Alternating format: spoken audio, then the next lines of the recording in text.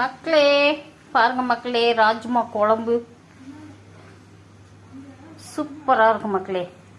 நீங்களும் செஞ்சு சாப்பிடுங்க மக்களே, அருமையாக இருக்கும் மக்களே. ரெசிபி பார்க்கலாமா? இங்கே பாருங்க, என்ன அருமை. ராஜ்மா குழம்பு ரத்த விருத்திக்கு ரொம்ப நல்லது மக்களே.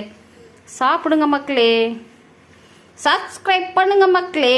நம்ம வீடியோ பார்க்கலாம் மக்களே, எப்படி பண்ணுறதுன்னு. பாய் மக்களே, பாய்.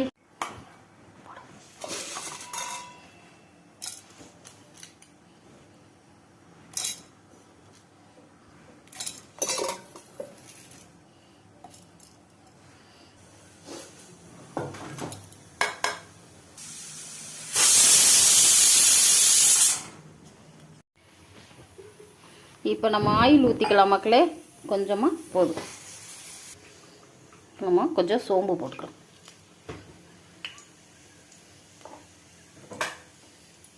சோம்பு பொரிஞ்சிடுச்சு. இப்போ நம்ம அந்த வெங்காயம், பச்சை மிளகா, கருவேப்பிலை போடுறோம்.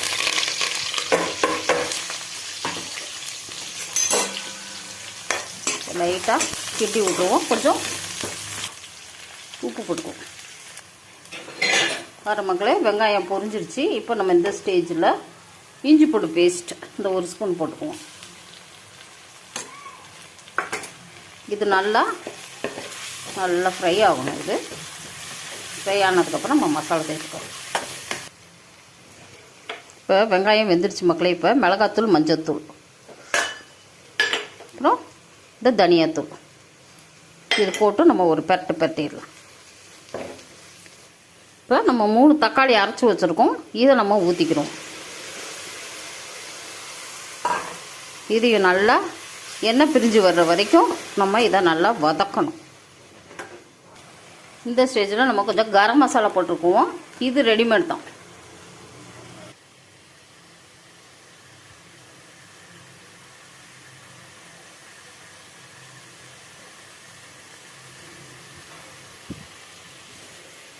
இப்போ வந்து நம்ம தேங்காய் ஊற்றிக்கலாம் மக்களே. நம்ம அரைச்சி வச்சோம் பார்த்துங்க, அரைக்க போட்ட மசாலா எல்லாத்தையும் இது ஊற்றிட்டு தண்ணி ஊற்றிக்கிறணும் நம்ம.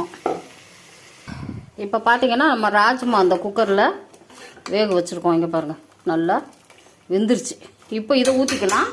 நம்ம இதை ஊற்றிட்டு தான் தண்ணி ஊற்றணும். ஆனால் இதில் தண்ணியெல்லாம் நமக்கு தேவைப்படும். இங்கே பாருங்க, இதுக்கப்புறமா நம்ம தண்ணி ஊற்றிக்கலாம். ஏன்னா இந்த தண்ணி வேஸ்ட் பண்ணக்கூடாது. அதனால் இப்போ நம்ம டேஸ்ட் பார்த்துட்டு உப்பு போட்டுக்கலாம், தண்ணி ஊற்றிக்கலாம்.